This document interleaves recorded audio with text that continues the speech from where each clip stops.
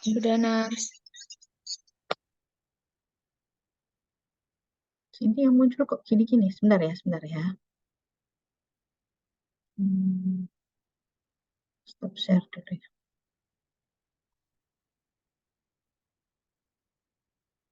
Hmm.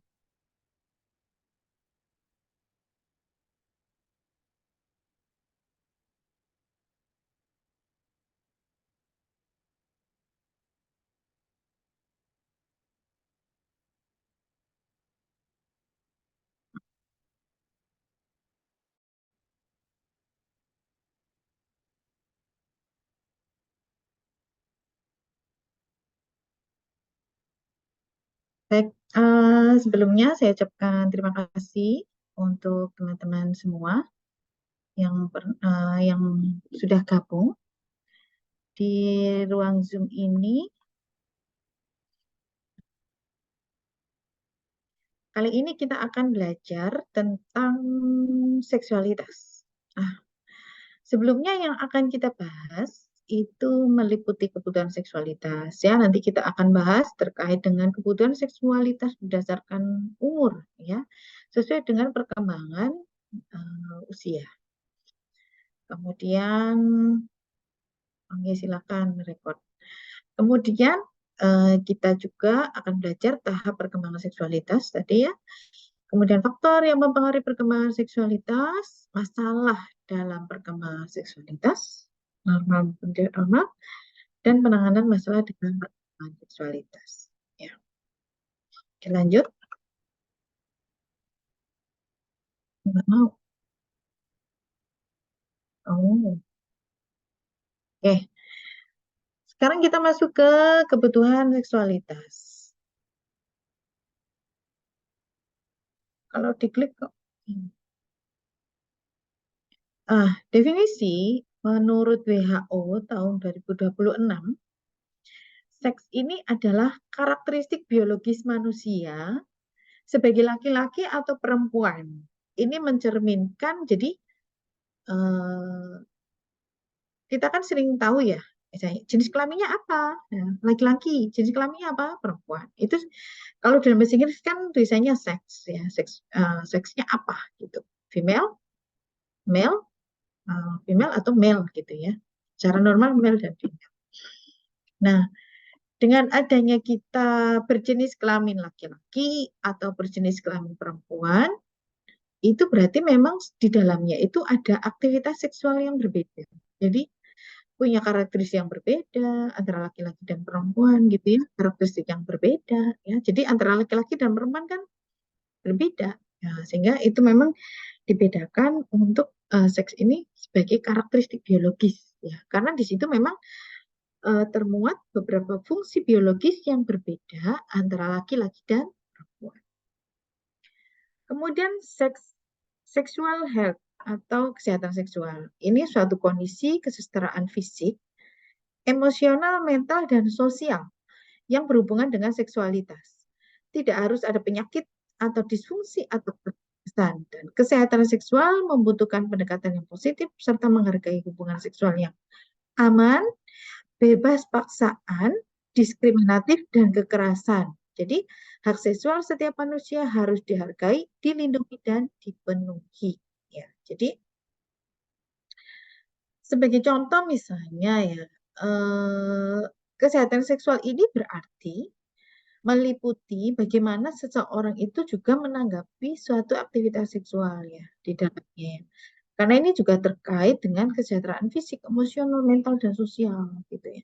Sebagai contoh misalnya terjadi apa ya, misalnya pemaksaan dalam keluarga, misalnya hubungan seksual antara laki-laki dan perempuan gitu ya.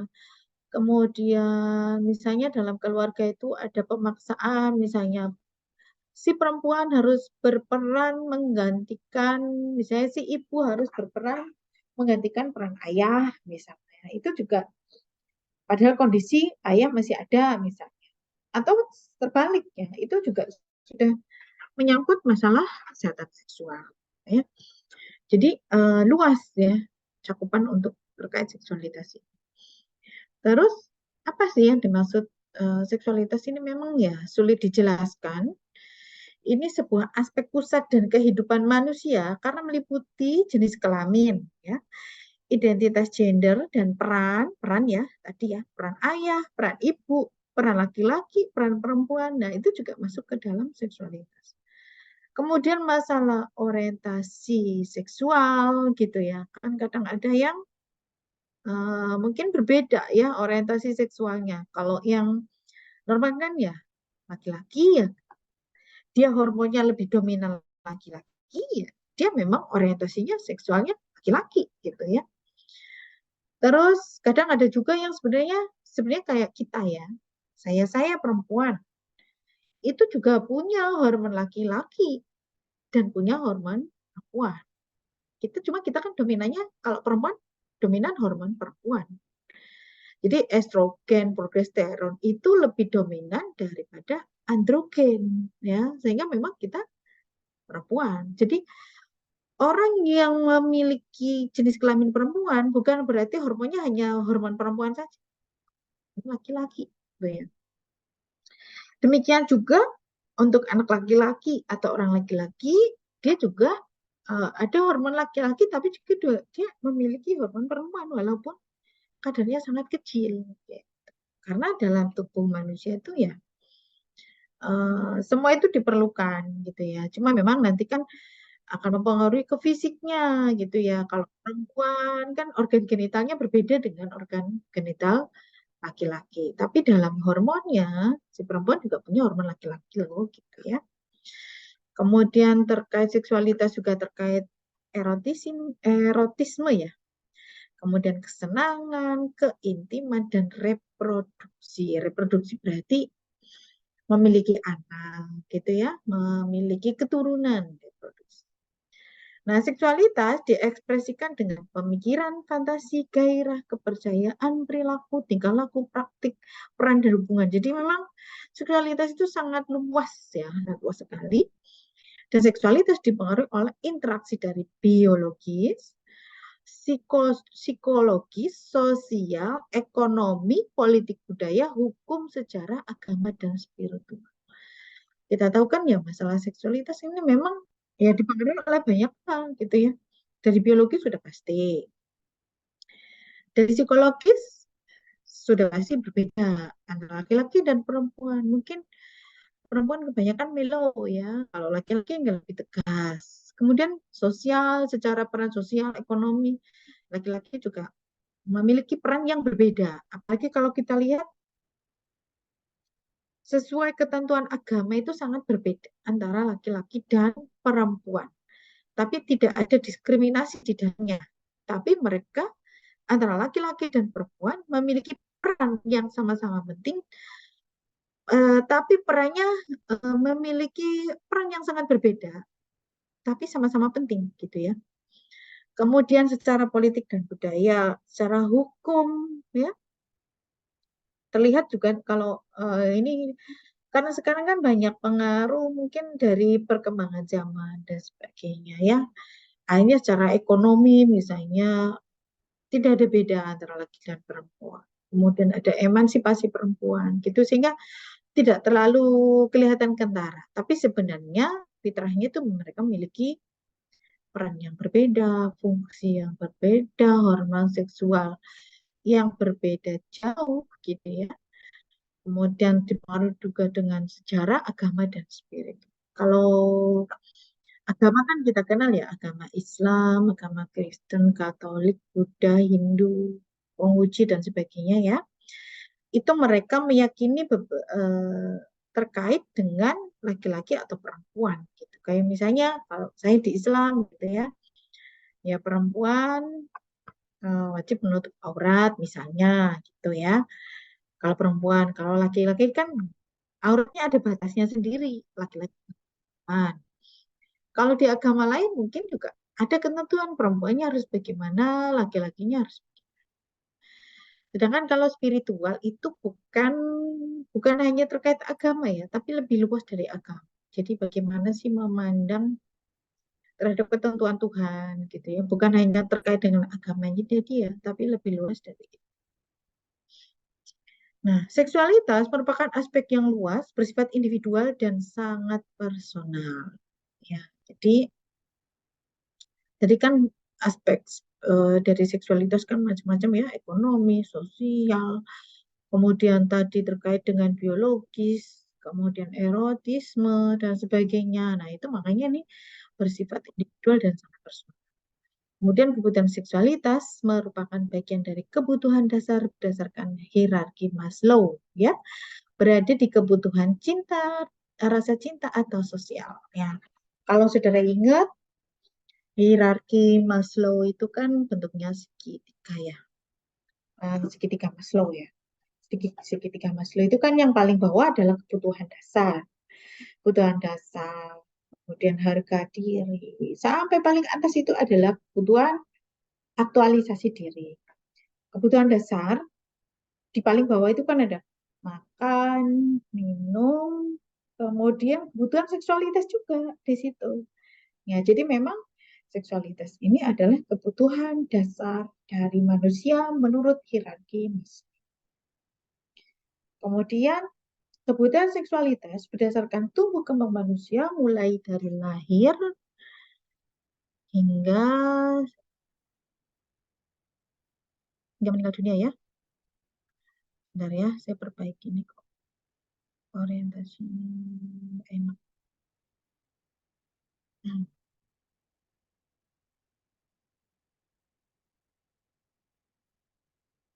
Hmm. Terus kita masuk ke tahap perkembangan seksualitas. Jadi perkembangan seksualitas itu muncul saat konsepsi sampai sepanjang hayat.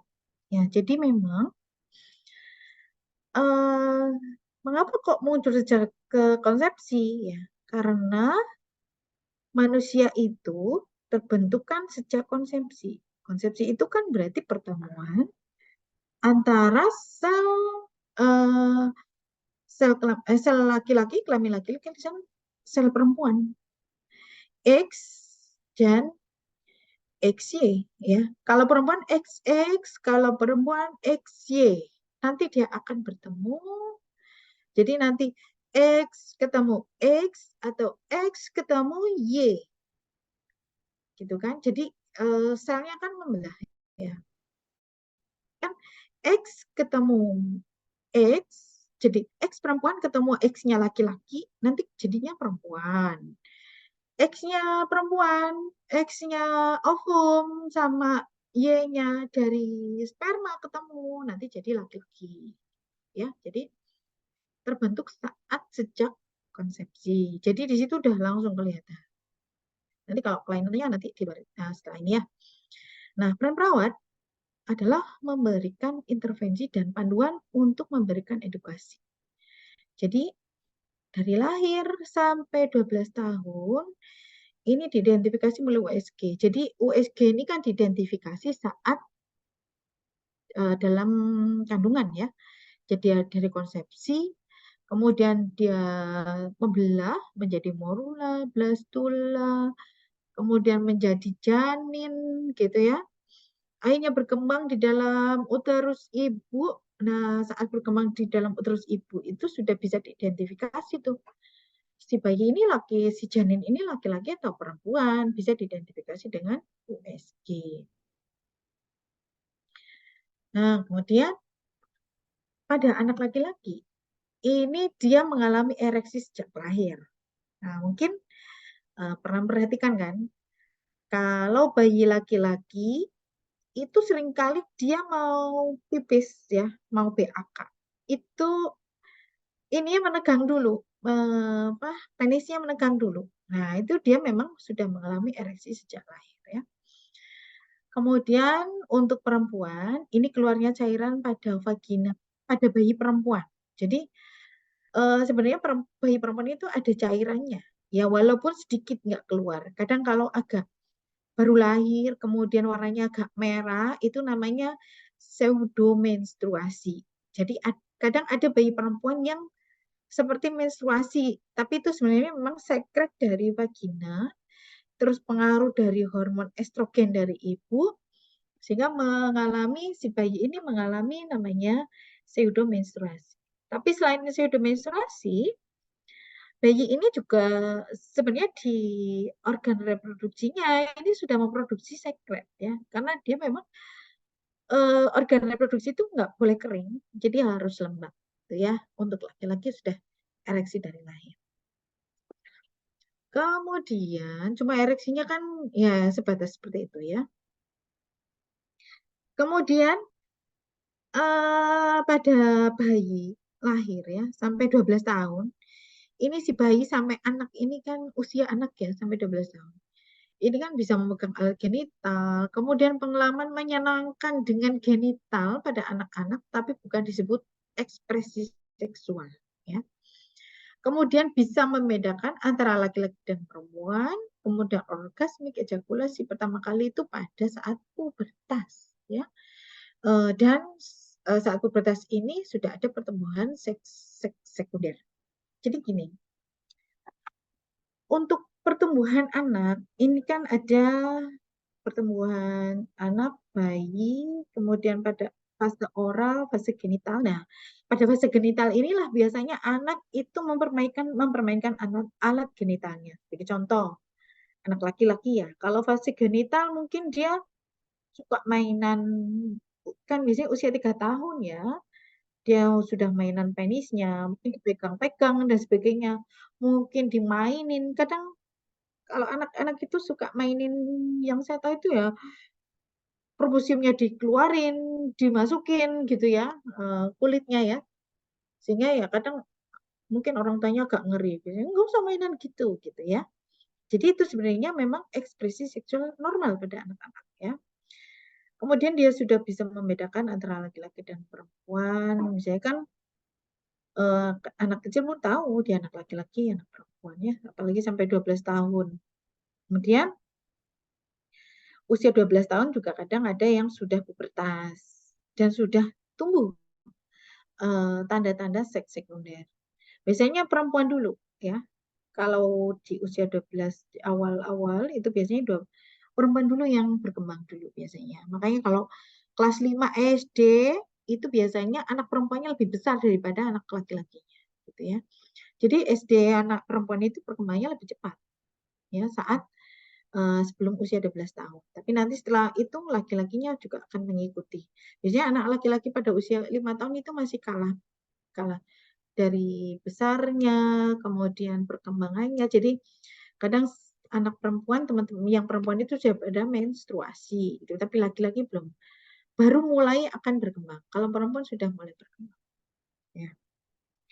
Jadi kalau seks sekunder itu kayak laki-laki itu kan sudah mulai ada kumisnya, mulai ada jakunnya, gitu ya.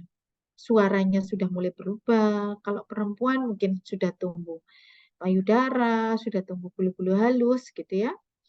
Nah, terus sudah menstruasi itu. Biasanya kan kelas 5, 6 sudah mulai menstruasi. Kemudian pada adolescent ya, pada usia 12 sampai 18 tahun, ini pertumbuhan seks primer dan sekunder terus berlanjut. Butuh lebih banyak informasi tentang perubahan tubuhnya. Jadi memang kan terus berlanjut ya. Apalagi laki-laki biasanya usia laki-laki 12 sampai 18 tahun itu perkembangannya sangat cepat. Kalau perempuan biasanya kurang dari 12 tahun dia sudah cepat gitu ya. Tapi kalau laki-laki biasanya di usia ini ya, 12 sampai 18 tahun, biasanya tadinya kelas 5 SD itu kelas 5 SD ya usia 11 12 tahunan gitu ya. Itu anak laki-laki lebih pendek daripada perempuan. Si perempuan udah besar-besar, bodinya tinggi, besar, dan banyak yang sudah menstruasi gitu ya. Sedangkan anak laki-lakinya ini masih kecil. Tapi begitu kelas 6, anak usia 12, 13 tahun, nanti anak laki-laki itu sudah mulai tumbuh besar gitu ya. Mulai tumbuh jakun dan sebagainya. Jadi nanti saat SMP, SMA gitu ya, sampai 18 tahun, biasanya laki-lakinya, anak laki-laki bisa nyalip pertumbuhan dari anak perempuan. Kemudian kita masuk ke young and middle adulthood. Ini pada 18 sampai usia 18 sampai 65 ini membentuk hubungan intim ya. Untuk implikasi jangka panjang menjalin hubungan serius, menikah dan terjadi perubahan hormonal ya. Kita tahu kan kalau misalnya dari usia SMA ya, SMA, kuliah, itu kan mungkin dekat dengan teman itu tujuannya bukan hanya bersenang-senang, mungkin sudah memikirkan masa depan dan sebagainya gitu ya. Kemudian misalnya dia sudah mulai memilih teman teman laki-laki yang baik bagaimana, teman perempuan yang baik itu harus bagaimana gitu ya. Karena sudah berpikir secara serius, apalagi sampai 65 tahun. Kemudian older adulthood itu di atas 65 tahun yang ya lansia ya. Ini mendefinisikan konteks seksual lebih luas. Nah, jadi hubungan seksual itu bukan hanya yang dimaksud itu hanya hubungan seksual antara laki-laki dan perempuan ya, tapi aktivitas-aktivitas yang lain yang ringan-ringan itu sebenarnya kan interaksi seksual ya. Jadi misalnya hanya menyentuh tangan, berpelukan, gestur romantik, spirituality maupun kehangatan. Jadi kalau di atas 65 tahun itu kan mungkin kebutuhan aktivitas ya. Aktivitas seksual secara intercourse itu kan sudah berkurang. Tapi mereka mungkin kalau kita tahu mungkin nenek, kakek atau orang tua kita yang di atas 65 tahun itu kan mereka suami istri itu seperti teman. Ya, seperti teman ya. Seperti teman, mereka tidak apa aktivitas seksual itu bukan kebutuhan yang harus saat itu dan harus sering dengan frekuensi yang sering enggak. Tapi mereka dengan menyentuh tangan, berpelukan, kemudian gesturnya menyenangkan ya, romantis ya, romantis. Kemudian secara spiritual mereka bisa bersama-sama, misalnya naik haji bareng lah, misalnya ke masjid bareng lah gitu ya. Terus mereka berbicara dengan hangat dan sebagainya. Itu sudah merupakan terkait dengan seksualitas dari mereka. Gitu ya. Kemudian, nah kita masuk ke karakteristik nih pertumbuhan seksual. Untuk yang infan lahir sampai dengan 18 bulan, ya. Jadi bayi baru lahir. Kalau di maternitas, bayi baru lahir itu usia 0 sampai 40 hari ya, BBL. Ya, bayi itu 0 sampai 40 hari. Nah, kalau ini infan, ini lahir sampai 18 bulan. 18 bulan berarti 1,5 tahun. Ya. Karakteristiknya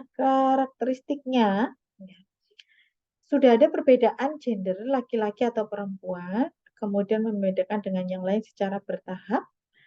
Ini bayi laki-laki kadang juga ada ereksi, bayi perempuan keluar cairan dari vagina.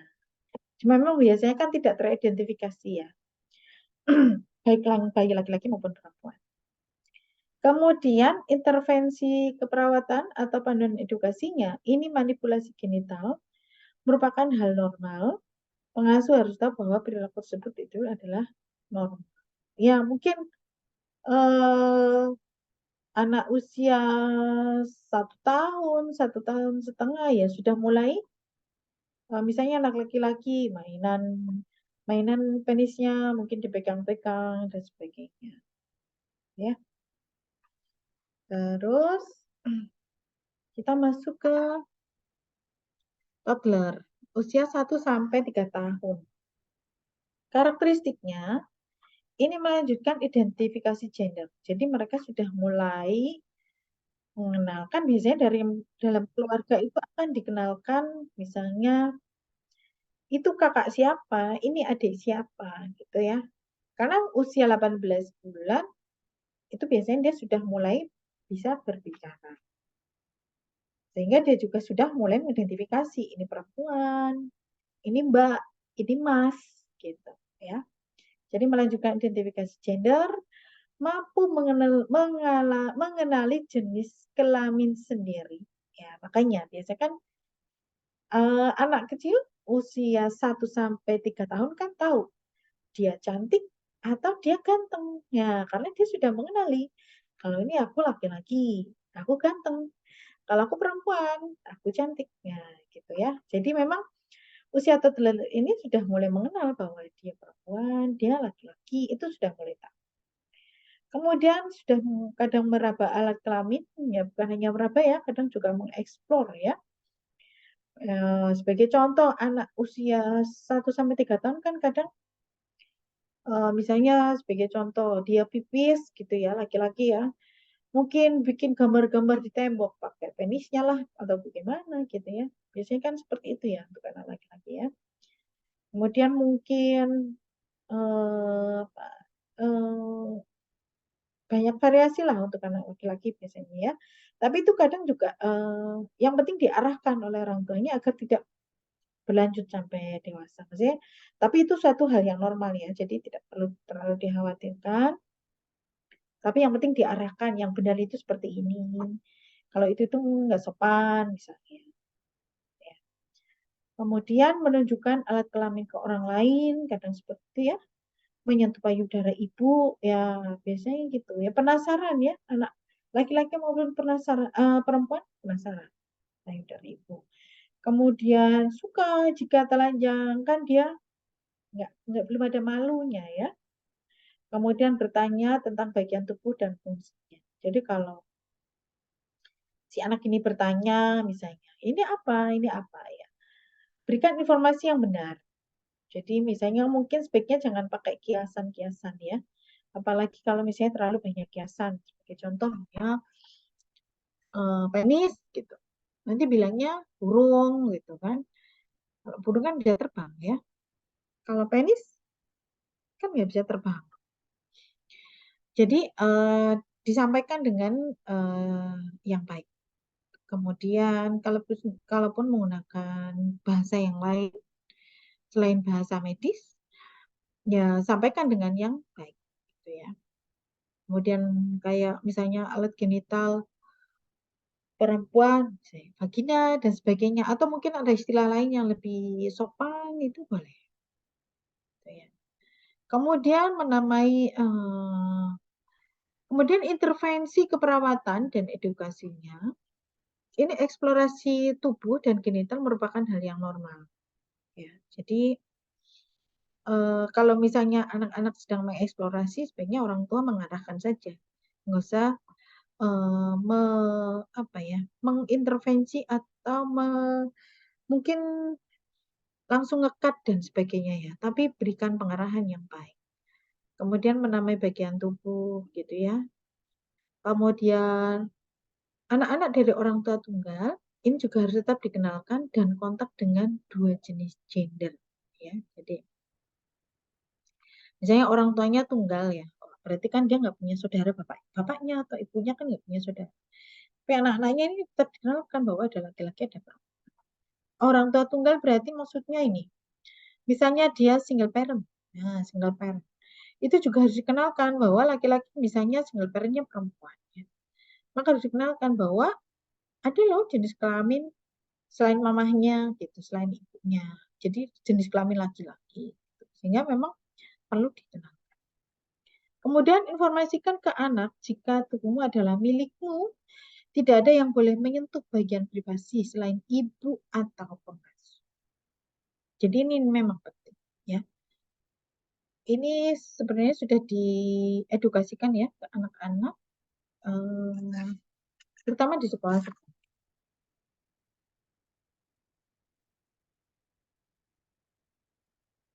Kemudian masuk ke Topres 4 sampai 5 tahun.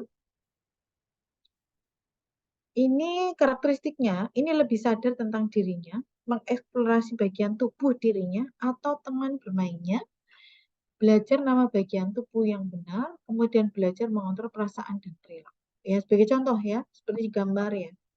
Usia 4 sampai 5 tahun itu biasanya kan dia penasaran, terus di kehidupan sehari-hari juga mungkin ada yang ke dokter dan sebagainya. Akhirnya mereka bermain dokter-dokter gitu ya. Sebenarnya itu juga pas untuk saling mengenal bagian tubuh apa namanya, bermain dengan temannya gitu ya. Tapi ya tetap harus dalam pengawasan orang tua. Jangan dibiarkan mereka tidak diawasi ya. Karena usia segini kan mungkin tingkat penasarannya juga sangat tinggi ya. Jadi mengeksplor tubuh dirinya dan teman bermainnya biasanya kan. Kemudian biasanya juga fokus pada orang tua yang beda gender. Makanya biasanya kenapa anak perempuan dekat dengan bapaknya? Anak laki-laki dekat dengan ibunya. Jadi fokusnya itu ke beda gender. Kemudian kadang juga menyentuh alat kelamin di depan orang lain. Kemudian senang melihat orang lain telanjang atau ganti baju. Karena dia penasaran sebenarnya bentuknya seperti apa sih, gitu ya. Ini sih ya.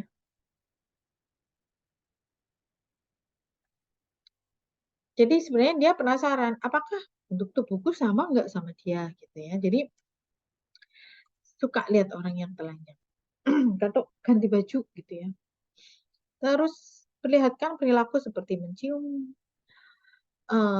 gandeng tangan. Jadi kan mereka kadang anak perempuan mungkin mencium bapaknya, anak laki-laki mencium ibunya, gitu ya. Kemudian gandeng tangan, gitu ya. Sudah mulai suka kalau digandeng, gitu ya. Gandengan dengan temannya lah. Makanya kalau di TK kan mungkin TK playgroup itu kan sudah diajarkan saling bergandengan, gitu ya. Mereka suka. Ya. Kemudian bicara tentang bagian privat dengan kata-kata yang nakal, bahkan mereka juga tidak tahu. Ya kadang mereka bicara nakal itu ya karena biasanya pengaruh dari lingkungannya, mungkin pernah dengar dan sebagainya. Kemudian mengeksplor bagian tubuh, maaf ya, jamnya ngantuk ya. Bagian tubuh dengan sesama temannya dengan main dokter-dokter. Kemudian intervensi dan edukasi menjawab pertanyaan tentang dari mana bayi berasal secara sederhana dan jujur. Ya cuma ini juga perlu kita batasi. Sejauh mana sih yang harus kita sampaikan gitu ya. Tentu tidak perlu kita sampaikan, proses bikin bayi itu seperti ini loh. Ada hubungan antara laki-laki dan perempuan, ada hubungan seksual. Enggak. Ya. Tapi jelaskan secara sederhana yang mudah dimengerti. Misalnya mungkin disampaikan bahwa bayi itu ya nanti ada di perut mamahnya, terus nanti dilahirkan dan sebagainya. Cuma memang kadang juga ada anak-anak yang kritis menanyakan, nah itu kenapa kok tiba-tiba ibunya hamil, hamilnya dari mana dan sebagainya ya. Kadang misalnya disampaikan ya, karena mama sama papahnya menikah. Nah, kenapa kok menikah kok jadi hamil dan sebagainya. Nah, itu juga kita perlu mencari jawaban yang pas untuk pertanyaan anak-anak yang sangat sensitif. Ya. Tapi kita juga harus melihat usianya, ya. Karena usia 4 sampai 5 tahun ya tentu saja kita berikan sebatas pengetahuan secara umum. Nggak usah sampai yang masalah hubungan seksual dan sebagainya. Kemudian reaksi yang berlebihan dari orang tua ketika anak mengeksplorasi genitalnya akan membuat anak-anak berpikir bahwa seks itu buruk. Jadi memang perlu didampingi, tapi tidak menginterupsi, gitu ya. Jadi diarahkan ya, cukup diarahkan dengan baik.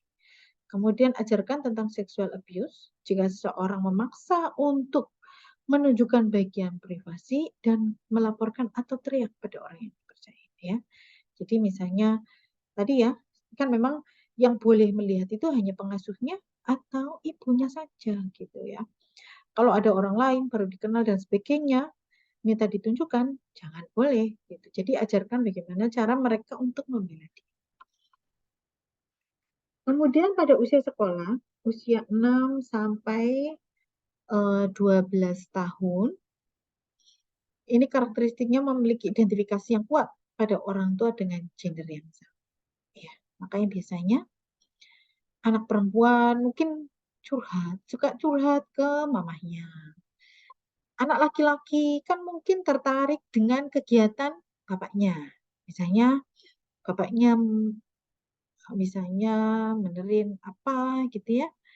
Misalnya bapaknya lebih banyak ke misalnya tentang mobil atau kendaraan ya. Biasanya anak laki-lakinya juga ikut-ikutan. penasaran gitu ya. Kemudian cenderung berteman dengan teman sejenis, ya kan? Biasanya kan di usia SD lah ya, usia 6 sampai 12 tahun. Ini kan usia SD ya. Ini kan sudah mulai ada geng, ya, geng perempuan, geng siapa namanya, geng laki-laki, gitu ya. Terus usia SD, usia 6 sampai 12 tahun, ini juga biasanya kan mereka sudah memiliki teman akrab, ya. Jadi misalnya si A akrab dengan si B, sama-sama perempuan.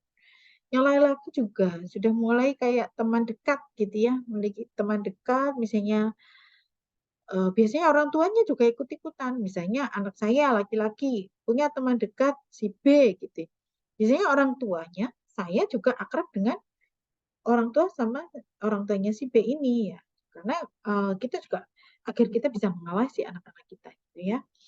Jadi kadang juga secara otomatis akan dekat karena mungkin yang di rumah yang diceritakan misalnya anak saya berteman dekatnya dengan si B, maka di rumah yang diceritakan kan yang si B ini banyaknya tentang si B.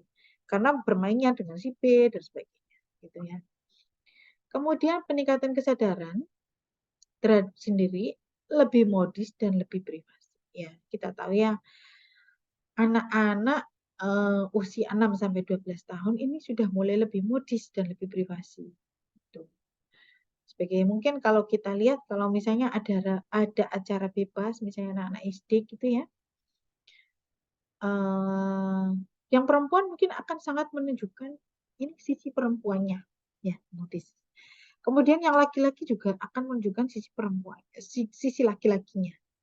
Yang laki-laki mungkin akan kelihatan maco gitu ya. Mungkin kalau ada kegiatan kita bisa lihat itu kalau kegiatan di luar sekolah. Tapi kegiatan bersama teman-teman sekolah itu biasanya akan menunjukkan peningkatan kesadaran terhadap dirinya sendiri ya, terhadap dirinya. Yang perempuan mungkin akan berupaya menjadi lebih cantik karena tiap hari kan pakai seragam ya. Yang laki-laki juga akan berusaha kelihatan lebih ganteng gitu ya, karena dia sudah mulai lebih modis, lebih sadar diri dan mungkin lebih privasi ya. Kemudian melihat atau mendengar konten seksual di media. Nah, ini yang benar-benar harus diawasi ya melalui TV, online, games, ataupun musiknya. Karena seringkali mungkin nontonnya baik-baik saja. Tapi iklannya yang muncul ini loh. Iklannya yang muncul kadang tidak sengaja terklik yang akhirnya menyebabkan si anak mengklik hal yang tidak sesuai dengan usianya. Kemudian pada usia 6 sampai 12 tahun, ini juga melanjutkan self stimulation behavior.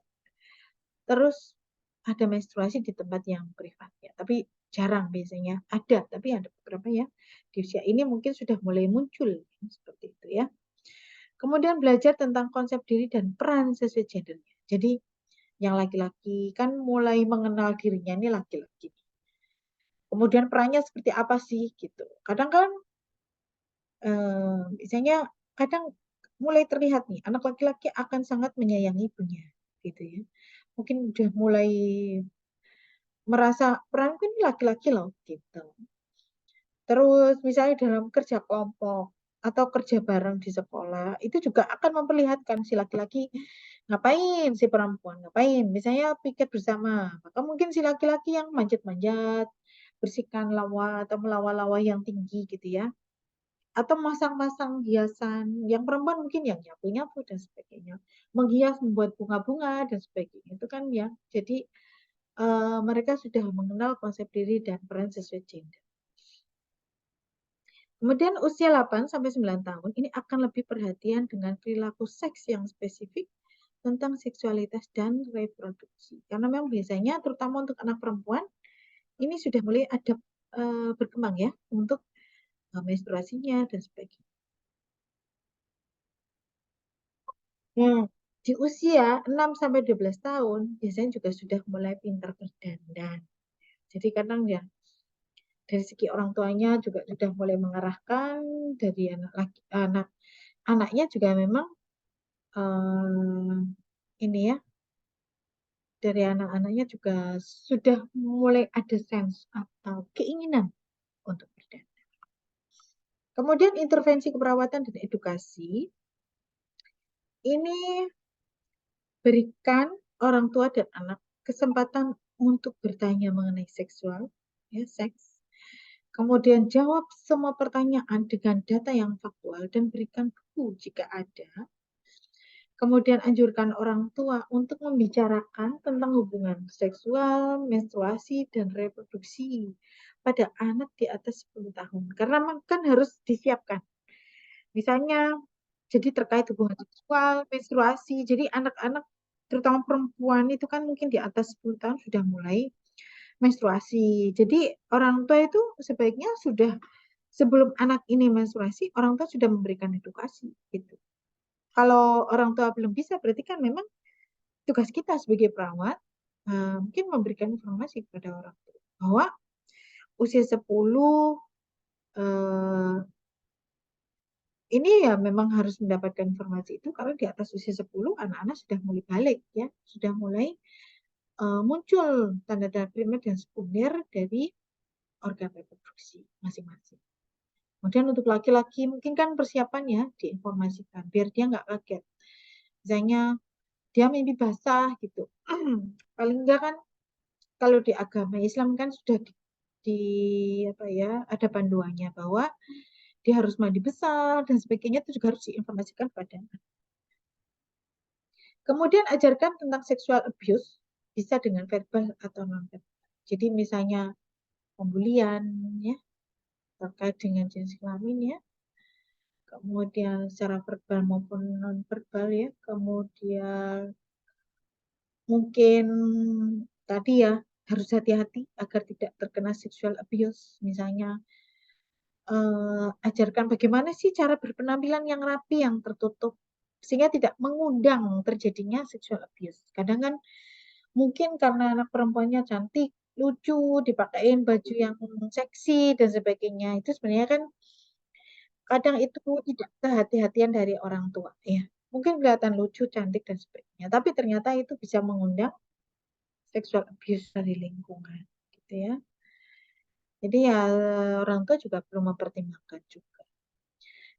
Kemudian bagaimana cara menjaga diri ketika bertemu orang dari online? Karena tadi ya di usia sekolah ini kan juga dia sudah mulai mengenal gadget, dia sudah mulai mengenal sosial media, sehingga memang harus dikenalkan bagaimana sih menjaga diri ya ketika bertemu dengan orang di. Kemudian bagaimana cara mengetahui situasi sosial yang berisiko dan dating rules. Jadi memang dating rules-nya itu harusnya bagaimana sih? Mungkin berpakaian rapi gitu ya. Tidak mengucapkan kata-kata yang kotor dan sebagainya.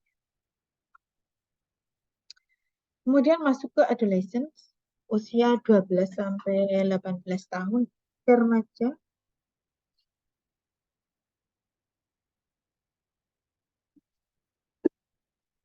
Ya.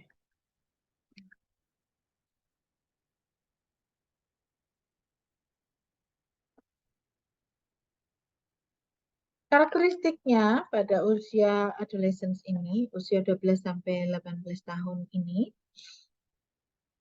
ada pertumbuhan seks primer dan sekunder yang berkembang. Ya. Kalau yang primer, misalnya laki-laki kan mimpi basah. Ya. Kalau yang sekunder ya ada capun, suara berubah, tinggi badan, suara berubah, terus badan pertumbuhannya sangat cepat, muncul kumis dan sebagainya. Kemudian perempuan ini mulai menars pada adolescence ini, kemudian mulai menjalin, jadi tapi banyak untuk saat ini banyak juga di usia yang kurang dari 12 tahun. Tapi kalau misalnya, tapi kebanyakan ya di atas 12 sampai lebih.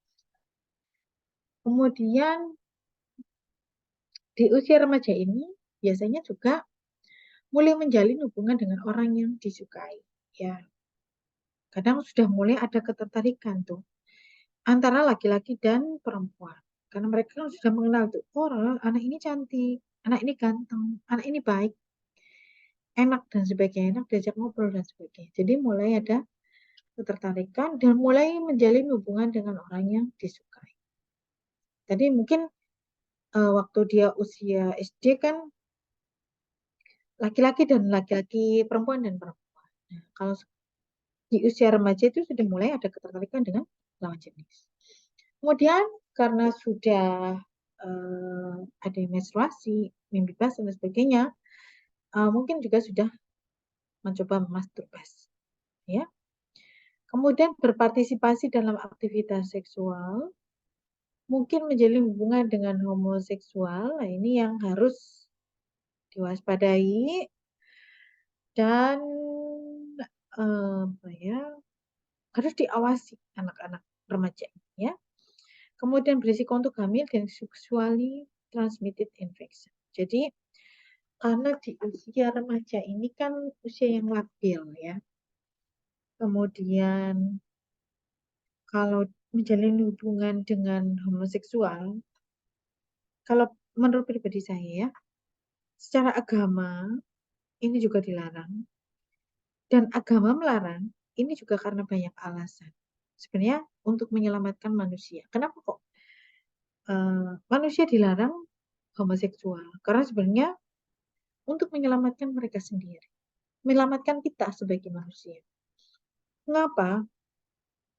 Karena homoseksual kita tahu kalau dia homoseksual itu risiko penyakitnya sangat tinggi, ya. Risiko penyakit kelamin sangat tinggi dan itu sangat menyiksa, ya. Terus ya intinya sangat merugikan untuk diri sendiri. Nah, pada usia anak remaja ini ya untuk orang tua memang harus waspada. Kemudian berisiko untuk hamil karena untuk perempuan kan sudah menstruasi. Kalau sudah menstruasi berarti dia sudah menghasilkan sel telur. Kalau dia melakukan hubungan seksual, maka sangat berisiko terjadi kehamilan. Karena akan terjadi pertemuan antara sel ovum dan sel sperma. Maka sangat mungkin terjadi kehamilan kalau sudah menstruasi. Kemudian kalau dia misalnya remaja, kemudian ada pergaulan bebas dan sebagainya, maka untuk sexual transmitted disease itu juga sangat sangat besar kemungkinannya, ya. Kan eman, ya.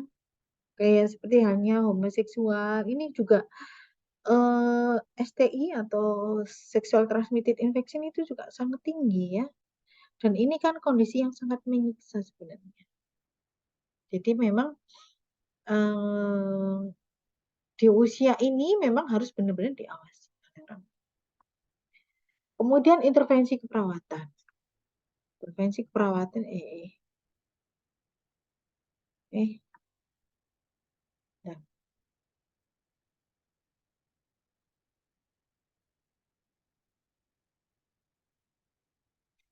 Intervensi keperawatan ini berikan informasi tentang perubahan tubuh. Ya, jadi untuk laki-laki bagaimana, perempuan bagaimana.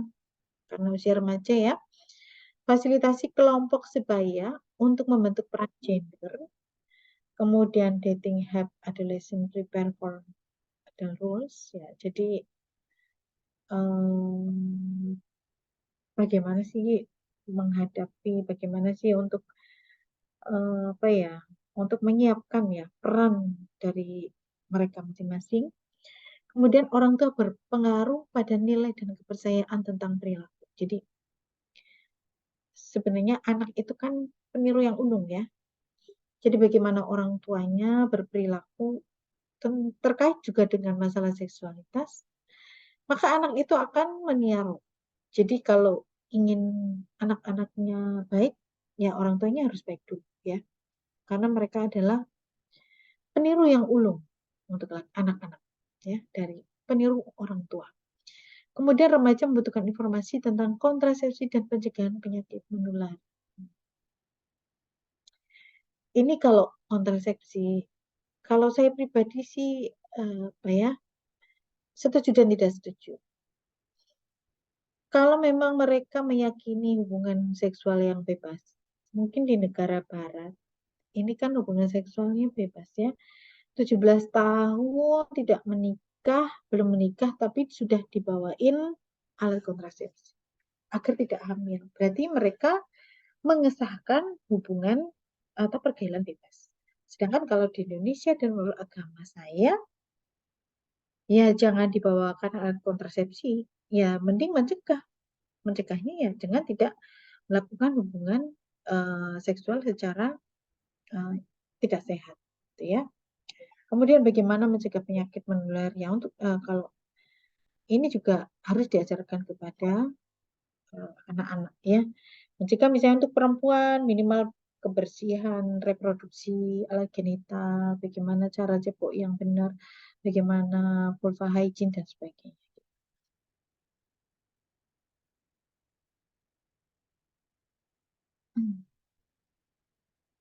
Kemudian lanjut yang adults, ini yang usia 18 sampai 40 tahun ya. Ini karakteristiknya terdapat aktivitas seksual karena kan biasanya usianya sudah menikah di atas 18 ya. Kalau di Indonesia kan usia 20, di atas 20. Laki-laki 23, perempuan 20, undang-undang pernikahan ya. Ada dua ya untuk laki-laki. Jadi mereka di usia ini terdapat aktivitas seksual. Kemudian menentukan gaya hidup dan nilai. Ya biasanya bersama dengan pasangan. Kemudian identitas homoseksual biasanya ditetapkan di usia 20 tahun. Ya, jadi pembicaraan ini untuk materi ini mungkin agak nyerempet-nyerempet hal yang tidak sesuai dengan ya, sesuai dengan norma di negara kita. Ya, jadi seperti halnya identitas homoseksual biasanya ditetapkan di usia 20 tahun. Karena di negara kita kan homoseksual kan nggak disahkan ya. Karena memang secara agama sebenarnya karena kenapa tidak disahkan? Sebenarnya kan juga ada alasannya. Karena memang merugikan individu sendiri yang melakukan homoseksual itu. Kemudian berbagi hak finansial dengan pasangan dan tugas rumah. Ya, karena memang usia 18 sampai 40 tahun kan memang usia menikah ya. Kemudian intervensinya informasi tentang kehamilan yang tidak diinginkan, ya misalnya bisa mengatur kehamilan dengan kontrasepsi. Misalnya anak pertama pengennya anak anak pertama 5 tahun dulu, baru nanti punya adik. Nah, ini bisa diatur dengan kontrasepsi. Kemudian informasi untuk mencegah STI ya, sexual transmitted infection tadi ya. Ini juga perlu ya. Jadi misalnya perlu diinfokan bahwa kan sudah menikah. Jangan berganti-ganti pasangan. Harus setia dengan pasangan ya. Kalau kita setia dengan pasangan, insya Allah tidak akan mengalami penyakit menular seksual. Ya. Kalau kita tidak setia dengan pasangan, sangat mungkin mengalami penyakit menular seksual. Kadang dengan pernikahan yang normal saja, misalnya pernikahan yang berganti-ganti, misalnya menikah sampai 3 kali, misalnya, itu aja masih berisiko ya. Cuma kan beresikonya kalau dia menikah resmi itu resikonya jauh lebih kecil dibanding kalau dia misalnya ganti-ganti pasangan dengan tidak menikah. Karena tidak akan tahu nih siapa yang membawa penyakit dan sebagainya ya. Karena biasanya akan apa ya? Akan menyebabkan penyakit menular seksual yang sangat membahayakan kalau dia berganti-ganti pasangan. Apalagi yang tidak resmi. Kemudian komunikasi antara pasangan tentang kebutuhan seksual mereka dan permasalahan dalam rumah.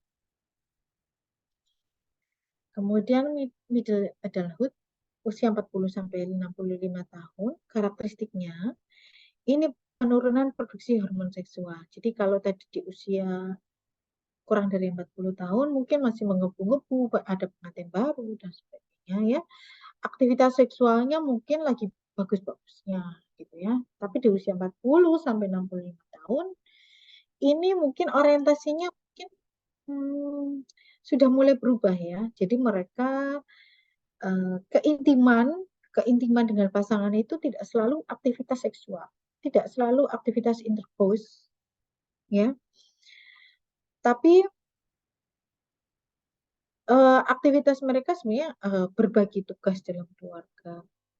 Kemudian bagaimana mereka memikirkan apa ya, masa depan anaknya itu di usia 40 sampai 65 tahun.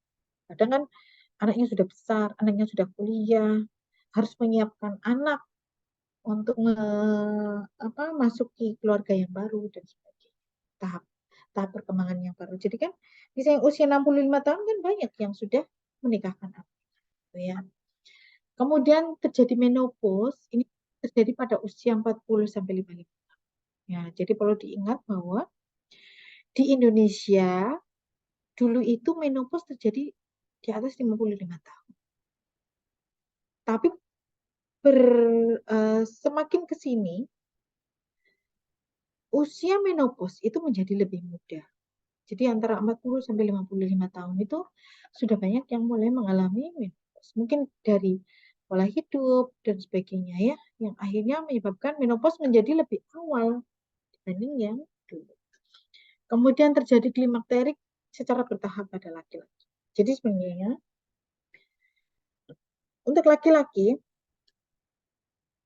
itu sebenarnya sebenarnya laki-laki itu masih bisa menyebabkan kehamilan walaupun laki-laki itu di usia 90 tahun. Karena memang dia tetap memproduksi sperma seumur hidup. Kecuali kalau dia mengalami penyakit-penyakit degeneratif misalnya diabetes dan sebagainya ya. Mungkin ada gangguan dalam hal seksualitas. Tapi untuk yang secara normal, laki-laki bila tidak dia tetap sehat dan sebagainya, dia tetap memproduksi sel sperma. Tapi di atas usia 30 tahun, sebenarnya sperma mereka laki-laki ini sudah mulai menurun kualitasnya. Sehingga kenapa kok undang-undang pernikahan juga di usia 22-23 tahun ya untuk laki-laki. Karena usia itu adalah usia di mana laki-laki ini sangat optimal. Optimal untuk menyebabkan kehamilan pada pasangannya. Karena begitu di usia 30, kualitas sperma juga sebenarnya mulai menurun. Cuma memang tidak seperti perempuan. Kalau perempuan kan begitu usia di atas 35 tahun, kualitas sel telur juga menurun, kemudian nanti di usia 40 tahun, apalagi nanti menopause setelah usia 40 tahun, ya sudah tidak memproduksi sel telur lagi. Tapi kalau laki-laki tetap memproduksi sel sperma. Kemudian pada usia ini lebih mengutamakan kualitas, bukan aktivitas seksual. Jadi kualitas ya tadi, misalnya mungkin hanya ngobrol bersama ya, tapi mereka saling menghargai, itu jauh usia segini itu jauh lebih berharga ya, tidak hanya sekedar aktivitas seksual. Kemudian menetapkan kemandirian secara standar moral dan etik. Kemudian intervensinya, laki-laki dan wanita ini perlu menyesuaikan diri dengan peran yang baru. Ya, mungkin kan peran dari di usia ini peran menjadi ibu, ada juga yang peran sudah menjadi nenek, ada yang peran menjadi kakek, gitu ya. Kalau ada yang menjadi peran baru menjadi peran sebagai mertua, gitu ya, sebagai besan dan sebagainya. Kemudian terkadang membutuhkan konseling untuk membantu mereka dalam hal pengelolaan energi, ya kadang kan sudah mulai kecapaian dan sebagainya. Dukung pasangan untuk melihat aspek positif pada kehidupan mereka. Kemudian late adulthood ini pada usia 65 tahun ya, lansia. Karakteristiknya ini ketertarikan pada seksual masih berlanjut, masih ya. Jadi yang dimaksud di sini bukan hanya sekedar aktivitas seksual ya, tapi ya yang lain-lain juga, misalnya pegang tangan. Mungkin kalau orang tua itu kan berdansa bersama. Nah, ini kan sudah ketertarikan ya antara nenek dan kakek mereka berdansa, itu kan suatu ketertarikan seksual. Kemudian aktivitas seksual, jadi aktivitas seksual ini ya hubungan suami istri ya. Maaf ya dari tadi mungkin saya bilang aktivitas seksual. Aktivitas seksual itu yang dimaksud adalah hubungan suami istri ya. Terjadi intercourse hubungan suami istri. Pada usia 65 tahun ya sudah sangat berkurang.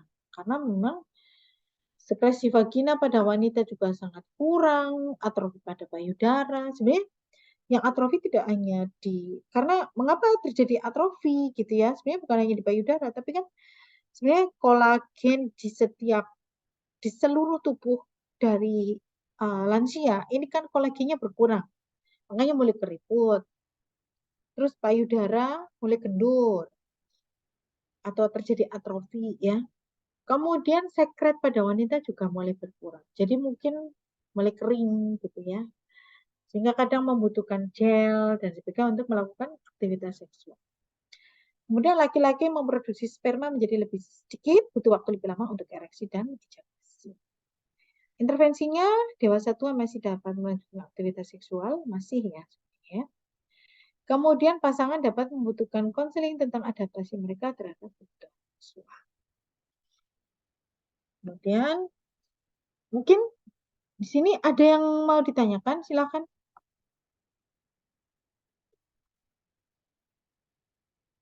Ada yang mau ditanyakan? Atau kita lanjut? Boleh Oke, lanjut. kita lanjut ya. Sekarang masuk ke faktor yang mempengaruhi seksualitas. Yang pertama, keluarga. Di dalam keluarga, manusia ini akan belajar tentang identitas gender. Ya, betul ya. Di dalam keluarga, ini kan akan mengenal. Saya ini perempuan, saya ini laki-laki. Itu sudah dikenalkan oleh orang tua kita masing-masing atau orang yang mengasuh kita. Kemudian tentang body image. Jadi dari kecil kan, misalnya, cantiknya mana, gantengnya mana, gantengnya mana, gitu. Itu kan sudah mulai dikenalkan bahwa misalnya anak perempuan yang terlalu makan banyak terus gendut gitu. Biasanya kan dari orang tuh jangan kebanyakan makan gitu. Kamu kan perempuan, kadang seperti itu ya. Nanti kamu gendut loh gitu. Kemudian sexual self concept dan kapasitas keintiman ini juga sudah mulai diajarkan. Cuma memang ya kan nggak dalam keluarga nggak akan dibilang konsep dalam diri sendiri maupun intimanmu harus bagaimana kan enggak. Tapi kan sudah diajarkan bahwa dari kecil misalnya teman lagi kapan dia bisa bermain dengan anak laki-laki, kapan misalnya kapan dia bermain dengan sesama jenis, kapan dia bermain dengan lawan jenis gitu kan sudah dikenalkan. Anak akan belajar dari orang tua. Jika keluarga jarang memberikan sentuhan hangat, maka anak pun akan tidak nyaman dengan sentuhan. Jadi memang kita juga kalau saya sebagai orang tua, sebenarnya kan juga diajarkan harus sering meluk anak, gitu ya, agar anak juga nyaman bahwa dia itu disayangi oleh keluarga. Kemudian budaya, faktor yang mempengaruhi seksualitas budaya. Budaya ini mempengaruhi dalam berpakaian, aturan tentang pernikahan, harapan tentang perilaku peran dan tanggung jawab sosial, serta praktek seksual. Kemudian pernikahan poligami, monogami, homoseksualitas, standar kecantikan wanita, dan sirkumsisi ini juga dipengaruhi oleh hal budaya. Sebagai contoh ya, dalam kita berpakaian, itu kan juga dipengaruhi oleh budaya kita kan, budaya di lingkungan kita. Misalnya mungkin kalau di Papua pegunungan mungkin laki-laki hanya menggunakan koteka gitu ya. Perempuan mungkin hanya menutup payudara dan misalnya organ genitalnya dan sebagainya gitu ya. Kemudian budaya juga kalau dulu budaya Jawa itu hanya menggunakan kemben apa kemben ya. Jadi eh, seperti jari dan sebagainya. Kalau sekarang kan budaya semakin berkembang, berubah. Hanya yang perempuan sudah malu pakai kemben, kecuali saat nikahan. Mungkin karena baju adat Jawa gitu ya. Kemudian aturan tentang pernikahan juga ya, harapan tentang perilaku peran dan tanggung jawab sosial, praktek seksual juga. Ini dipengaruhi oleh budaya. Kemudian pernikahan, poligami, monogami. Ini sebenarnya budaya dan agama ya. Poligami, monogami. kemudian homoseksualitas. Kalau di Indonesia tidak diakui ya, hubungan seksual pernikahan homoseksual. Terus standar kecantikan wanita seperti apa kan beda-beda. Seperti hanya suku Dayak, suku apa ya? Yang antingnya semakin banyak, semakin telinganya melebar, mungkin menjadi lebih cantik. Ada yang semakin lehernya tinggi, ya pakai pakai pakai gelang-gelang leher ya.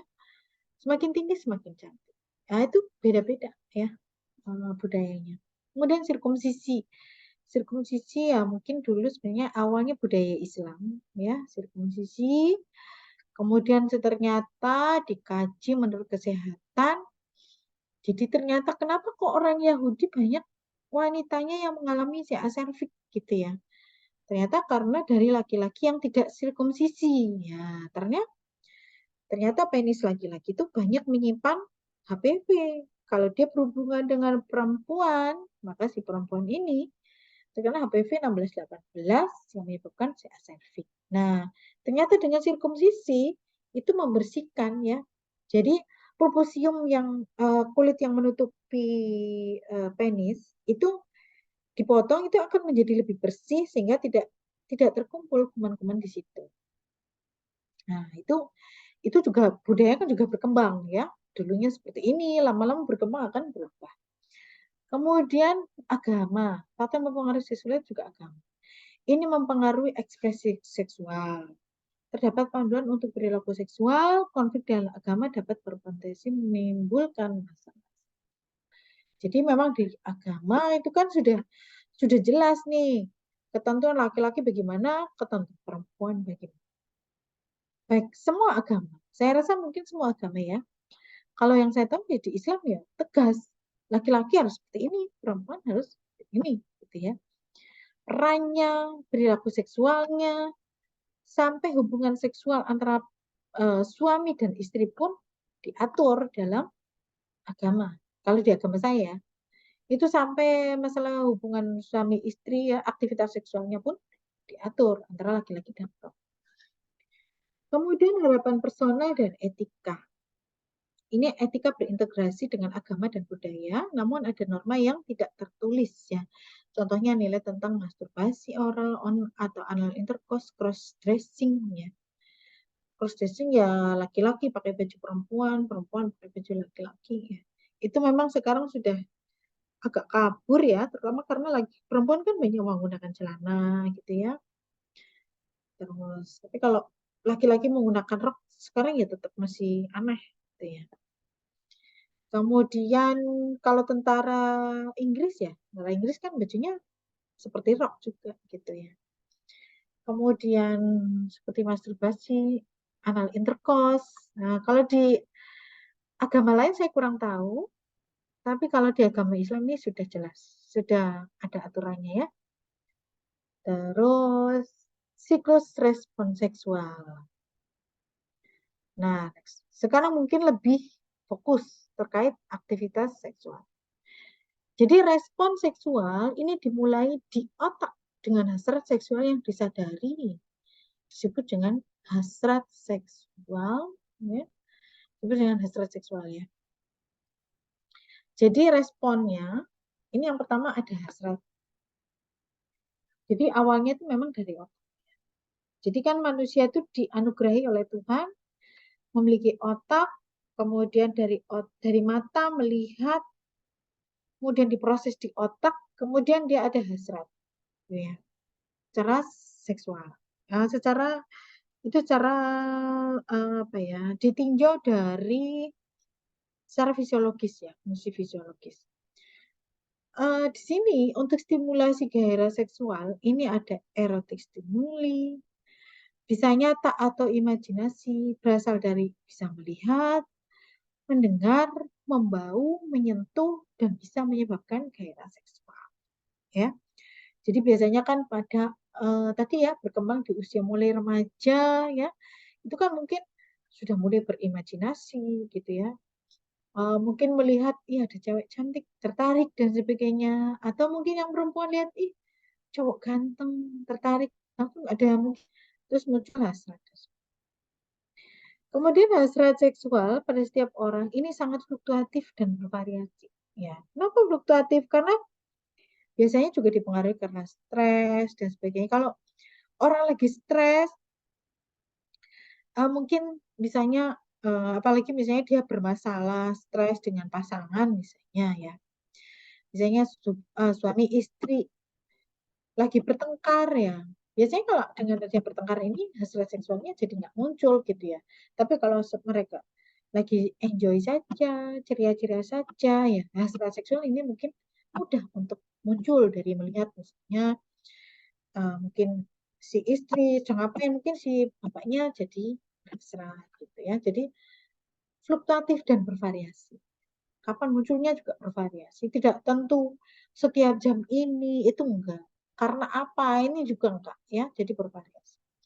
Kemudian jika tidak ada hasrat, maka tidak ada respon fisiologis. Jadi memang Tuhan menciptakan kita, ada otak, ada panca indera masuk ke otak dan kita diberi hasrat oleh Tuhan. Ya. Kemudian ada fase excitement ya, kemudian plateo ya jadi fase puncaknya itu fase orgasmik ini yang puncaknya, kemudian fase resolusi. Kemudian fase plateo ini ya, ini tanda keduanya peningkatan tonus otot. Oh, jadi ini untuk aktivitas seksual. Ini memang ada hasrat dulu ya. Ya.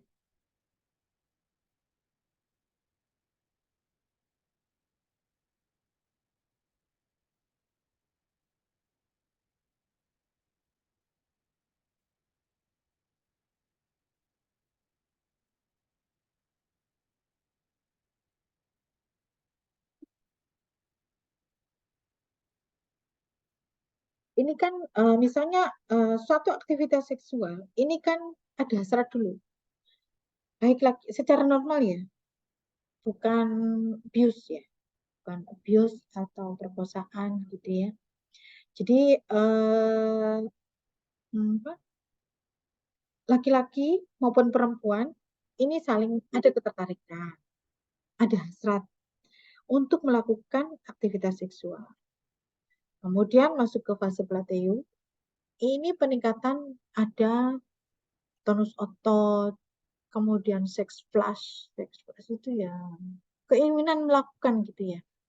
Kemudian biasanya pada dada, ereksi nipple ya. Jadi nipplenya mungkin lebih tegang. Nipple tahu ya, puting susu ya. Kemudian dadanya lebih tegang, otot-ototnya ya. Tonus ototnya juga menjadi lebih kencang untuk perempuan. Kemudian pada perempuan maupun laki-laki. Kemudian pada laki-laki ini ada ereksi penis ya. Kemudian glans-nya membesar. Kemudian keluar beberapa tetes lubrikan dan bisa terdapat sperma. Jadi lubrikan di sini itu yang namanya semen, ya. Jadi semen di dalam semen. Jadi kalau kita menganalisis sperma itu kan ngambilnya dari semen, cairan. Cairan disediakan oleh laki-laki, tapi bukan urin, ya, bukan urin. Nah, semen ini biasanya memang mengandung sel sperma, gitu. Jadi pada laki-laki ini ada ereksi, kemudian glandnya membesar, ya, penisnya membesar. Kemudian dia juga menghasilkan lubrikan atau cairan yang disebut dengan semen. Di dalam semen ini ada sel sperma. Kemudian untuk perempuan, ini ada ereksi klitoris. Kalau kita kan sudah belajar anatomi wanita ya, anatomi reproduksi pada wanita itu kan ada klitoris. Jadi klitorisnya agak membesar, terjadi ereksi, kemudian lubrikasi pada vagina. Jadi vaginanya mungkin basah. Kemudian labia membesar 2-3 kali lipat dari normal. Payudaranya juga membesar. Kemudian 2/3 bagian dalam vagina melebar dan memanjang. Jadi vagina itu kan seperti apa ya? Jonjot-jonjot apa ya? Jadi seperti lipatan-lipatan atau seperti relung-relung gitu ya. Jadi saat dia melahirkan itu akan melebar. Makanya vagina yang sebenarnya hanya lorong kecil, dia bisa melebar saat bayi lahir. Bisa dilewati oleh kepala bayi yang begitu besarnya. Karena memang lapisannya itu berjonjot-jonjot ya. Jadi dia bisa melebar, bisa mengecil. Ya. Demikian juga saat aktivitas seksual, ini juga melebar dan panjang. Kemudian sepertiga bagian luar membengkak dan menyempit dan terjadi peningkatan uterus. Jadi uterusnya juga ikut kontraksi sebenarnya ya. Kemudian fase orgasmik atau fase puncak atau fase klimaks ya, diikuti dengan respon fisiologis dan psikologis. Tanda laki-laki maupun perempuan, respirasi meningkat ya. Kalau saat normal itu 20 ya, 20 kali per menit. Saat hubungan seksual bisa 40 kali per menit. Kemudian ada spasme involunter pada kelompok otot dalam tubuh. Kemudian menurunnya respon saraf sensori. Kemudian kontraksi involunter pada sfinkter anal. Jadi sfinkter anal menutup. Nadi meningkat sampai 180, tekanan darah sistolik naik bisa 30 sampai 80 mm Hg, diastolik naik 20 sampai 50 mm Hg. Kemudian tanda untuk laki-laki ini kontraksi ritmis di setiap interval 0 sampai 8 detik. Kemudian keluar cairan dari vas deferens ya, jadi fase eksklusif. Kemudian menutupnya sfinkter ke bladder untuk mencegah masuknya cairan sperma ke bladder. Ya. Kemudian orgasme bisa muncul tanpa ejakulasi. Ya. Terus ejakulasi semen ke uretra dan sampai di meatus uretra. Kemudian tekanan ejakulasi bervariasi, tetapi biasanya setelah 2-3 kali kontraksi, waktunya 10-30 detik. Jadi, saluran uretra dan saluran sperma laki-laki itu sama. Kalau laki-laki, itu kan sperma itu dihasilkan dari testis ya. Testis kemudian masuk ke vas deferens, kemudian dari vas deferens masuk ke uretra. Nah, jadi di sini sfinkter yang di bladder ke uretra ini menutup agar tadi ya sama ya, agar yang keluar juga bukan yang keluar dari uretra itu juga sperma, bukan urin, dan agar sperma juga tidak masuk ke bladder saat terjadi orgasme. Tuh. Jadi memang karena saluran uretra ini dipakai untuk apa ya? Untuk urin dan untuk sperma. Jadi gitu ya. Jadi saat aktivitas seksual, saat terjadi keluarnya sperma, saat terjadi orgasme, jangan khawatir yang keluar itu bukan urin, tapi yang keluar itu sperma. Ya. Jadi karena di situ memang untuk apa ya, sfinkternya itu memang selama normal ya, selama tidak ada gangguan, itu ya sudah otomatis sfinkternya akan menutup yang untuk yang urin. Gitu. Kemudian tanda pada perempuan, kira-kira terjadi 5-12 kali kontraksi dengan interval sama 0,8 detik. Kontraksi pada otot dasar panggul dan otot uterus. Ya, jadi makanya kalau kehamilan ini juga harus hati-hati saat melakukan hubungan seksual. Karena uterusnya juga ikut berkontraksi, terutama pada kehamilan awal. Karena pada kehamilan awal, si janin baru nempel di uterus. Nah, saat hubungan seksual, itu uterus juga ikut berkontraksi. Kontraksi kan berarti menegang, tuh ya. Menegang dan agak meremas. Sehingga kalau tidak hati-hati, janin yang sudah nempel, apalagi baru nempel, ini bisa gugur atau terjadi aborsi gitu. Jadi sebenarnya saat hamil si istri maupun suami istri ini tetap boleh melakukan hubungan seksual, tapi yang penting hati-hati ya, agar tidak terjadi keguguran. Ini polanya bervariasi tergantung gelombang kecil dan kontraksi, multiple orgasme, atau orgasme simple seperti pada kita. Terjadinya 10 sampai 50 detik. Kemudian ini setelah terjadi orgasme, terjadi fase resolusi, fase turun lagi ya. Jadi kan mulai naik, puncak ya, orgasme terus turun gitu ya. Pada periode kembali ke sebelum gairah seksual 10-15 menit setelah orgasme, tanda dari laki-laki maupun perempuan itu kembali fase gonesti 10-30 menit, hilangnya miotonia, tidak terjadi tonus lagi ya. Jadi tadi kendur tadi kan tonus itu kan terjadi ngencang semua ya, kencang semua baik organ reproduksi laki-laki maupun organ reproduksi perempuan ya. Begitu setelah orgasme ini yang tonusnya terjadi, toniknya mulai mengendur miotonia dalam 5 menit ya. Genital dan payudara kembali ke ukuran asal, seks drive menghilang, heart rate maupun respirasi rate, tensi darah kembali normal, reaksi muncul seperti ngantuk, relaksasi, bahagia, atau menangis. Ya, kalau menangis ya nggak tahu ini ya, menangisnya apakah karena menangis bahagia atau mungkin menangis karena menyesal gitu ya.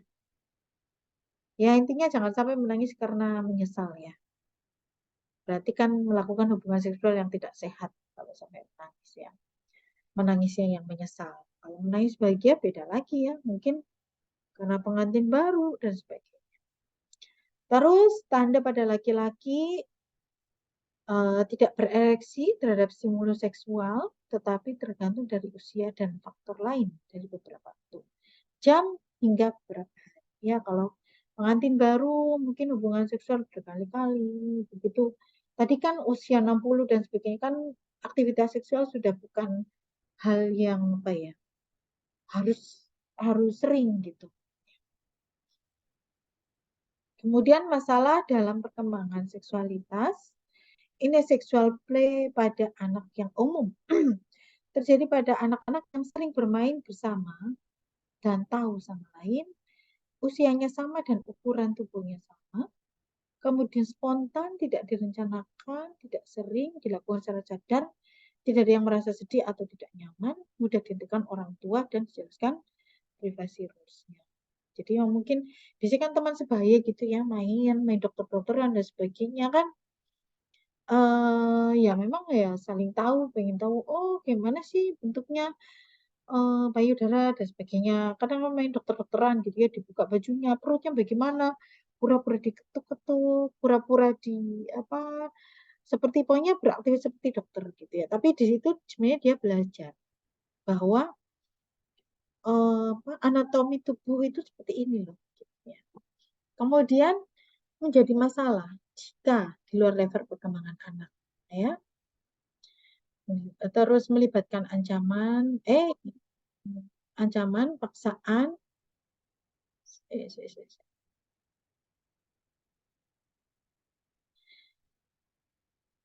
melibatkan ancaman dan paksaan, melibatkan anak dengan usia yang lebih tua. Jadi anak kecil, di situ ada anak yang besar, itu biasanya malah jadi masalah, ya. Kemudian menyebabkan reaksi emosional, marah dan cemas. Jika ada yang seperti itu, tanyakan pada anak tanpa marah. Dari mana kamu tahu? Bagaimana kamu belajar tentang itu? Bagaimana perasaanmu ya? Jadi mungkin agak menyimpang, permainannya terlalu berlebihan ya. Tidak seharusnya, yaitu harus diarahkan. Kemudian ada variasi dalam seksual. Yang pertama orientasi seksual. Ketertarikan seseorang secara seksual kepada lawan jenis, sesama jenis, atau kedua jenis. Ya tidak dipungkiri ya, ketertarikan dengan sesama jenis atau tertarik dengan laki-laki maupun perempuan. Itu kan ada ya. LGBTQQ, lesbian, gay, biseksual, transgender, queer ya, dan questioning. Jadi homoseksual ini berarti suka sesama jenis. Kalau gay untuk laki-laki, lesbian untuk perempuan. Ini yang kelainannya, variasi ya, variasi dalam seksual. Jadi untuk orientasi seksual. Kalau saya sih melihatnya sebagai kelainan ya. Kalau orang lain saya kurang tahu. Kemudian biseksual bisa suka lawan jenis dan sesama jenis. Biseksual. Transgender berarti trans, mengidentifikasi dirinya sebagai lawan jenis.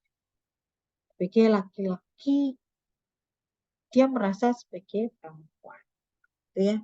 Perempuan merasa sebagai laki-laki. Kemudian queer ini menolak gender stereotip. Kemudian questioning ini tidak menentukan orientasi seksualnya. Ya, nggak tahu lah ya.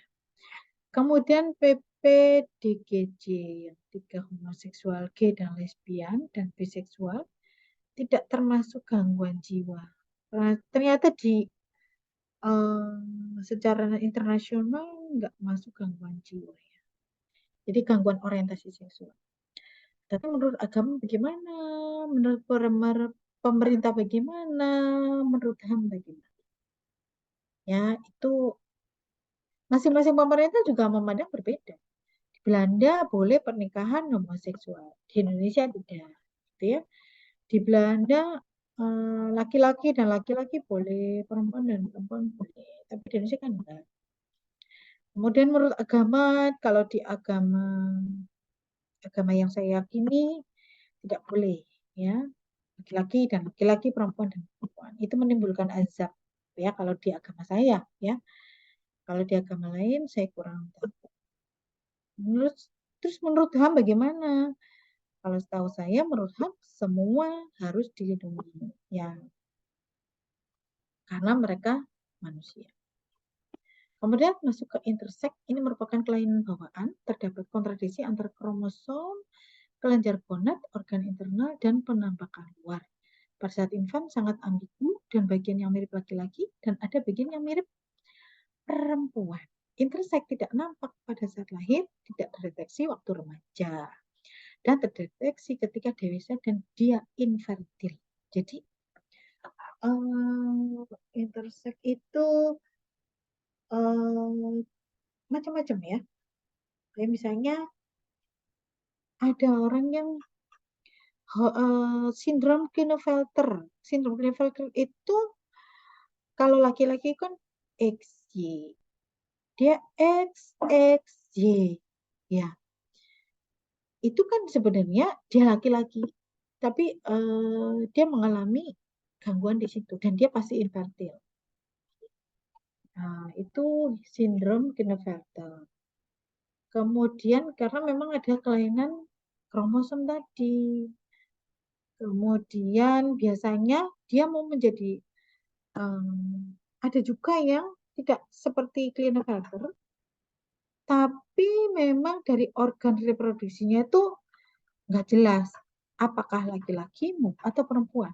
Biasanya dia untuk menentukan dia laki-laki atau perempuan dilakukan pemeriksaan terutama hormonalnya. Dia hormonalnya lebih banyak mana? Lebih banyak ke hormon laki-laki atau hormon ke perempuan. Nah, biasanya akan diarahkan ke situ. Gitu ya. Maaf ya. Terus transgender, ini perasaan yang kuat dan lebih senang menjadi lawan jenisnya atau gangguan identitas gender. Ini sudah sering kita lihat di masyarakat ya. Lahir secara fisik sebagai laki-laki, tapi cara emosional seperti perempuan. Disebut MTF, male to female transgender. Kemudian sebaliknya female to male transgender. Ini biasanya muncul sejak kecil, memendam dalam waktu lama karena takut dengan keluarga dan teman-teman. Orientasi seksualnya bisa heteroseksual ataupun biseksual. Kemudian crossdresser, ini menggunakan baju lawan jenis ya, untuk membuat mereka nyaman dan percaya diri. Kemudian seorang crossdresser biasanya laki-laki. Hal tersebut untuk menunjukkan sisi kefeminimanya, Mereka tidak berpikir ganti gender. Ya, mungkin ya hanya ingin pakai baju gitu aja ya. Mungkin laki-laki pakai baju yang jangkis gitu ya, yang ngepres, kerahnya nempel gitu ya. Kalau laki-laki yang umum kan kerahnya berdiri ya, menunjukkan dia itu laki. Tapi kadang ada yang model baju yang kerah nempel pada laki-laki gitu ya, atau model agak seperti feminim bentuk bajunya laki-laki perempuan. Hal ini muncul pada masyarakat yang memiliki budaya bahwa laki-laki diharapkan menjadi orang yang kuat, pelindung, dan mandiri. Tapi ternyata mereka malah melakukan cross dressing. Ya. Lalu bagaimana nih? Kelompok LGBT wajib dilindungi dari diskriminasi, bullying, kekerasan, dan segala bentuk pelanggaran HAM lainnya. Oke, cuma mereka juga harus sadar ya. Kalau menurut saya ya, LGBT juga harus sadar bahwa itu sebenarnya merugikan untuk dirinya sendiri gitu ya. Jadi sebaiknya janganlah LGBT ya, karena sebenarnya itu merugikan dia sendiri. Kemudian sementara itu penghormatan atas keyakinan dan ajaran agama harus dijaga ya, sehingga diperlukan upaya penyembuhan dan pemulihan ya. Perilaku seks menyimpang kelompok LGBT yang melibatkan banyak pihak, mulai dari pelaku LGBT, pendukung, penolak pemerintah, dan akademisi. Makanya di kampus sebenarnya tidak mendukung LGBT, tidak mendukung seks apa ya? Sekarang muncul apa sih ya? Ada yang kalau kita kan hanya mengenal laki-laki dan perempuan, tapi mereka ada yang apa sih? Saya lupa namanya istilahnya ya. Ya laki-laki ya perempuan merasa seperti itu ya, biseksual ya. Kemudian ke semua aksi yang dilakukan fokus bertujuan agar kelompok LGBT tidak lagi menjadi korban pelanggaran HAM dan masyarakat Indonesia merasa dihormati keyakinan. Jadi kelompok LGBT ya apa ya? Ya memang HAM tetap harus melindungi karena dia sebagai manusia memiliki hak untuk hidup dan memiliki hak untuk dihormati. Memang ya perlu diketahui bahwa menjadi LGBT itu resikonya sangat besar dan sebenarnya kasihan mereka ya kalau mereka diberitahu bahwa itu merugikan diri sendiri tapi merasa tidak dirugikan dan sebagainya. Itu sebenarnya kasihan ya karena eh, ininya sangat besar, konsekuensinya sangat besar untuk menjadi LGBT. Kemudian perubahan fungsi seksual ini ada gangguan hasrat seksual. Ya mungkin jadi nggak berhasrat gitu ya. Kemudian gairah seksual. Ya secara fisiologis memang nggak ada gairah, nggak ada lubrikasi. Tidak terjadi ereksi, ya mungkin bisa stres dan sebagainya. Kemudian gangguan orgasme tidak terjadi orgasme ya, gangguan nyeri seksual dan gangguan kepuasan. Kemudian faktor yang mempengaruhi perubahan fungsi seksual, ini ya tadinya sosial budaya, psikologis, ini perasaan takut hamil, merasa bersalah, di image ya. Misalnya pasangan suami istri tapi belum siap punya anak, ya mungkin takut hamil gitu ya. Apalagi pasangan yang tidak resmi ya, itu sangat takut hamil ya. Kemudian faktor kognitif, internasionalisasi, perasaan negatif, menolak masalah seksual, mungkin konflik dengan pasangan, mungkin pasangan tertarik dengan orang lain, ya ini juga akan mempengaruhi ya fungsi seksual. Kemudian kurangnya keintiman, gangguan gagal komunikasi, bosan dengan gaya seksual dan sebagainya. Kemudian faktor kesehatan, mungkin spinal cord injury, post surgery, ada yang penyakit menular, penyakit diabetes, ini juga faktor kesehatan yang mempengaruhi fungsi seksual. Kemudian asuhan perawatannya, ini pengkajian status kesehatan seksual ya, riwayat seksual, identifikasi pasien yang beresiko. Yang perlu kita identifikasi ya, ini apakah Anda aktif secara seksual dengan laki-laki, perempuan, atau keduanya. Jadi misalnya ini perempuan ya, dengan laki-laki aktivitasnya saja, atau mungkin dengan perempuan juga ya, atau keduanya. Kemudian apakah aktif dengan satu atau lebih partner seksual ya. Karena ini sangat berisiko terjadi misalnya serviks ya. Ini sangat berisiko. Terus penyakit menular seksual lainnya ya. Kemudian deskripsikan aspek negatif atau positif pada fungsi seksual Anda. Apakah ada gangguan pada hasrat, keinginan, orgasme, atau kepuasan? Jika ada masalah, apakah mempengaruhi hubungan dengan partner? Ya? Apakah harapan Anda dengan fungsi seksual karena penyakit? Ya? Kemudian bagaimana pandangan partner dengan gangguan yang Anda rasakan dan apakah ada pertanyaan tentang seksual? Jadi itu yang harus kita identifikasi saat kajian. Diagnosanya mungkin gangguan pola seksual, disfungsi seksual, kurang pengetahuan, kemudian ketidakefektifan hubungan dengan harapan yang tidak realistis, nyeri ya juga bisa. Perencanaan mempertahankan, memperbaiki atau meningkatkan kesehatan seksual, meningkatkan pengetahuan seksual, mencegah terjadinya atau penyebaran PMS, penyakit menular seksual, kepuasan terhadap tingkat fungsi seksual dan memperbaiki konsep seksual. Ini referensinya. Mungkin ada pertanyaan? Atau bisa ditahan dulu pertanyaannya, bisa lewat WA gitu ya.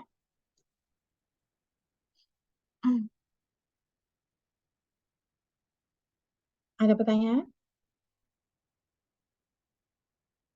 Ya silakan Mbak Marcelina.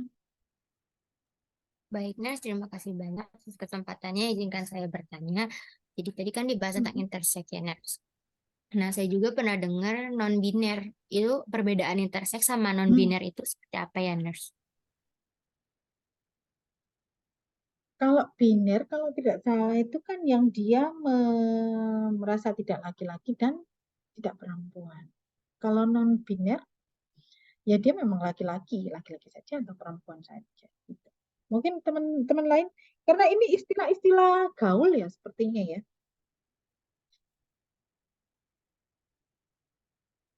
Jadi itu Itu Mbak lebih ke Marcelin. kayak transgender gitu. Kalau lebih ke pikirannya aja gitu, Nurse. Bukan tentang fisiologisnya. Iya, betul. Kalau secara fisiologis sebenarnya fungsinya laki-laki ya laki-laki, perempuan ya perempuan gitu. Cuma kan biasanya dipengaruhi secara psikologis ya mungkin kalau dia laki-laki mungkin susah untuk ereksi gitu ya. Karena secara psikologis kan dia merasa saya itu biner gitu ya. Saya bisa laki-laki dan bisa perempuan gitu. Iya, tadi biner ya. Jadi memang sekarang mulai muncul seperti itu ya. Kan pernah ada kasus yang di Universitas Makassar kalau nggak salah ya. Yang dia ditolak oleh rektor kalau nggak salah ya. Karena dia, kamu laki-laki perempuan, saya biner. Yang akhirnya dia dibilang universitas ini tidak menerima gitu. Karena memang di Indonesia ini kan tidak mengakui biner. Di Indonesia kan mengakui jenis kelamin laki-laki dan perempuan. Laki-laki ada, perempuan ada, tapi bukan biner. Karena memang secara fitrahnya manusia itu diciptakan laki-laki dan perempuan. Bukan manusia diciptakan biner, tapi laki-laki dan perempuan. Gitu. Jadi di Indonesia memang belum mengakui. Ya. Kalau saya sih setuju memang tidak usah mengakui biner. Gitu ya. Kalau saya ya. Karena sebenarnya itu sangat merugikan untuk pelakunya gitu. Jadi berarti dia tidak mencintai dirinya sendiri. Menurut saya seperti itu. Itu ya Mbak Marcel ya.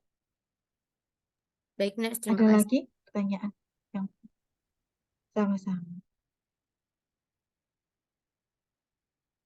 Ada pertanyaan lagi?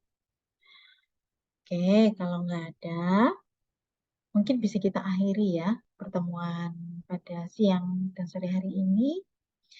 Semoga bermanfaat untuk kita semua. Saya mohon maaf atas keterlambatan saya. Yang kedua, mungkin selama penyampaian ada yang kurang pas di hati teman-teman semua.